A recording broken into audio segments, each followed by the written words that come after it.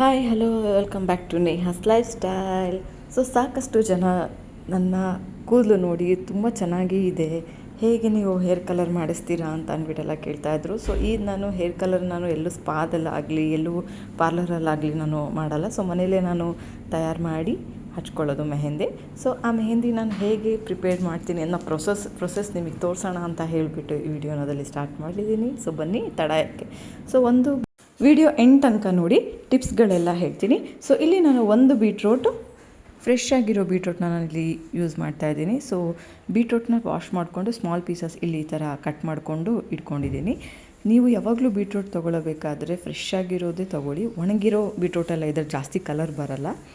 ನಂತರ ನಾನು ಇಲ್ಲಿ ಹೀನಾ ಪೌಡರ್ ಮೆಹಂದಿನ ಯೂಸ್ ಮಾಡ್ತಾಯಿದ್ದೀನಿ. ಮೊದಲೇ ನಾನು ರೇಷಮ್ ಯೂಸ್ ಮಾಡ್ತಾಯಿದ್ದೆ, ಬಟ್ ಇವಾಗ ಅದು ಸಿಗ್ತಾಯಿಲ್ಲ, ಹಾಗಾಗಿ ನಾನು ಹೀನಾ ಪೌಡರ್ನ ಯೂಸ್ ಮಾಡ್ತಾಯಿದ್ದೀನಿ. ಒಂದು ಸ್ಮಾಲ್ ಪ್ಯಾಕೆಟ್ ಕಾಫಿ ಪುಡಿ, ಓಕೆನಾ. ಇದಿಷ್ಟು 3 ಇಂಗ್ರೀಡಿಯೆಂಟ್ಸಲ್ಲಿ ನ್ಯಾಚುರಲ್ ಹೇರ್ ಕಲರ್ ಹೇಗೆ ಮಾಡ್ಕೊಳ್ಳೋದು ಅಂತ ಹೇಳಿಬಿಟ್ಟು ತೋರಿಸ್ತೀನಿ. ಫಸ್ಟು ನಾನು ಏನು ಮಾಡ್ಕೊಂಡಿದ್ದೀನಿ, ಇಲ್ಲಿ ಕಾಫಿ ಪುಡಿ ಡಿಕೋಷನಿಗೆ ನಾನು ಇಲ್ಲಿ ಇಟ್ಕೊಂಡಿದ್ದೀನಿ. ಅಷ್ಟರಲ್ಲಿ ನಾನು ಬೀಟ್ರೋಟ್ನ ರುಬ್ಕೊಂಡ್ಬಿಡ್ತೀನಿ. ಬೀಟ್ರೋಟ್ ರುಬ್ಕೊಂಡು ಆದಮೇಲೆ ನಾವು ಜ್ಯೂಸನ್ನ ತಕ್ಕೊಳ್ಳೋಣ. ಇಲ್ಲಿ ನಾನು ಐರನ್ ಬೌಲನ್ನು ನಾನು ಯೂಸ್ ಮಾಡ್ತಾಯಿದ್ದೀನಿ, ಪ್ಯಾನನ್ನು. ನಿಮ್ಮ ಮನೇಲಿ ಯಾವುದು ಇದೆ ಐರನ್ನಲ್ಲಿ, ಪಾತ್ರೆ ಆಗಿರ್ಬೋದು ಅಥವಾ ತವಾ ಆಗಿರ್ಬೋದು, ನೀವು ಅದರಲ್ಲಿ ಯೂಸ್ ಮಾಡ್ಕೊಳ್ಳಿ, ಓಕೆನಾ. 1 ಪ್ಯಾಕೆಟ್ ಮೆಹಂದಿನ ನಾನಿಲ್ಲಿ ಯೂಸ್ ಮಾಡ್ತಾಯಿದ್ದೀನಿ. ನಿಮ್ಮ ಕೂದಲು ದೊಡ್ಡದಿದೆ ಅಂದರೆ 1 ಪ್ಯಾಕೆಟ್ ಯೂಸ್ ಮಾಡಿ, ಅಥವಾ ಸ್ಮಾಲ್ ಹೇರ್ಸ್ ಇದೆ ಅಂತಂದರೆ ಒಂದು ಹಾಫ್ ಪ್ಯಾಕೆಟ್ನ ನೀವು ಇಲ್ಲಿ ಯೂಸ್ ಮಾಡಿ.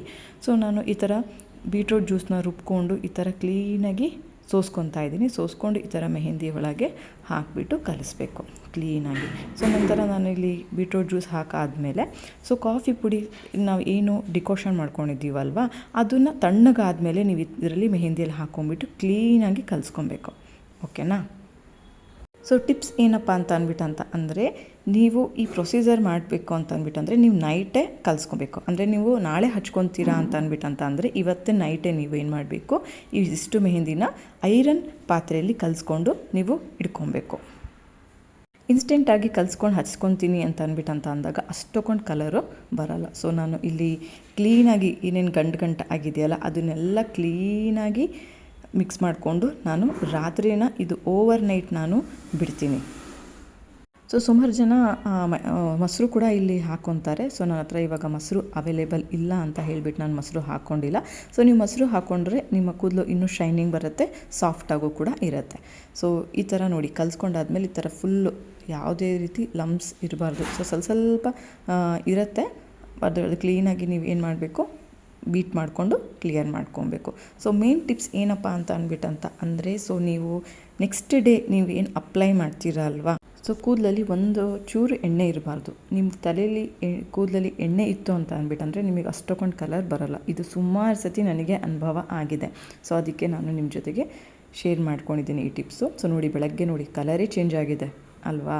ಬೆಳಗ್ಗೆ ಎದ್ದಿದ ತಕ್ಷಣ ಫಸ್ಟು ಫ್ರೆಶಪ್ ಎಲ್ಲ ಆಗಿ ಕ್ಲೀನಾಗಿ ಇದನ್ನು ಮತ್ತೆ ಒಂದು ಸತಿ ಬೀಟ್ ಮಾಡೋಣ ಅಂತ ಹೇಳಿಬಿಟ್ಟು ಇಟ್ಕೊಂಡಿದ್ದೆ. ಕಲರೇ ಚೇಂಜ್ ಆಗಿದೆ.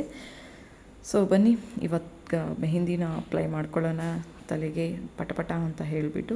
ಇದು ಮೆಹಂದಿ ನಾನು ಏನು ಅಪ್ಲೈ ಮಾಡ್ಕೊತಾ ಇದ್ದೀನಲ್ಲ ಹೆಡ್ಡಿಗೆ, ಅದು ನಾನು ನಿಮಗೆ ವಿಡಿಯೋನ ಮಾಡಿ ತೋರ್ಸೋಕ್ಕಾಗಲ್ಲ. ಯಾಕೆಂತಂದರೆ ನಾನು ಹಚ್ಕೊಳ್ಳಬೇಕಾದ್ರೆ ಮೊಬೈಲ್ ಹಿಡ್ಕೊಳ್ಳೋಕ್ಕಾಗಲ್ಲ. ಹಾಗಾಗಿ ನೋಡಿ ಕ್ಲೀನಾಗಿ ನಾನು ಈ ಥರ ತಲೆಗೆ ನಾನು ಹಚ್ಕೊಂಡಿದ್ದೀನಿ.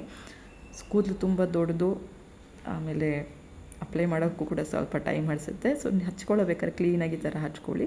ನೋಡಿ ಮನೆಯಲ್ಲೇ ಹಚ್ಕೊಂಡಿರೋದು ಪ್ರೂಫ್, ಓಕೆ. ನಿಮಗೂ ಕೂಡ ಈ ರೀತಿ ಹೇರ್ಸ್ ಕಲರ್ ಬೇಕು ಅಂತ ಹೇಳಿಬಿಟ್ಟು ಅಂದರೆ ಮನೆಯಲ್ಲೇ ಮಾಡ್ಕೊಳ್ಳಿ. ರಿಸಲ್ಟ್ ಹೇಗಿದೆ ಅಂತ ಹೇಳಿ. ಇನ್ನೊಂದು ಮೇನ್ ಟಿಪ್ಸ್, ನಿಮ್ಮ ಮೆಹಂದಿ ಆದಮೇಲೆ ನೀವು ಏನು ತಲೆ ಸ್ನಾನ ಮಾಡ್ತೀರಾ ಅಲ್ವಾ, ನೀವು ಶ್ಯಾಂಪೂನ ಯೂಸ್ ಮಾಡಬೇಡಿ. ನಂತರ ನೀವು ಕೂದಲೆಲ್ಲ ಆದಮೇಲೆ ನೀವು ಎಣ್ಣೆ ಹಚ್ಕೊಳ್ಳಿ. ಎಣ್ಣೆ ಹಚ್ಕೊಂಡಾದ್ಮೇಲೆ 3 to 4 days ಆದಮೇಲೆ ನೀವು ಶ್ಯಾಂಪೂನ ಯೂಸ್ ಮಾಡಿ. ಇದು ಕೂಡ ಒಂದು ಮೇನ್ ಟಿಪ್ಸ್ ಅಂತ ಅಂದ್ಬಿಟ್ಟೆ ನಾನು ಹೇಳ್ತೀನಿ. ನೀವು ಅದು ಶ್ಯಾಂಪೂ ಯೂಸ್ ಮಾಡ್ಕೊಂಡ್ಬಿಟ್ರೆ ನಿಮಗೆ ಆ ರೀತಿ ನಿಮಗೆ ಕಲರ್ ಬರಲ್ಲ ಈ ರೀತಿ, ಓಕೆನಾ. ಐ ಹೋಪ್ ಈ ವಿಡಿಯೋ ಎಲ್ಲರಿಗೂ ಇಷ್ಟ ಆಗಿದೆ ಅಂತ ಅಂದ್ಬಿಟ್ಟು ಭಾವಿಸ್ತಾ ಈ ವಿಡಿಯೋ ಇಲ್ಲಿಗೆ ಎಂಡ್ ಮಾಡ್ತಾ ಇದ್ದೀನಿ. See you soon in the next video. Have a great day. Bye.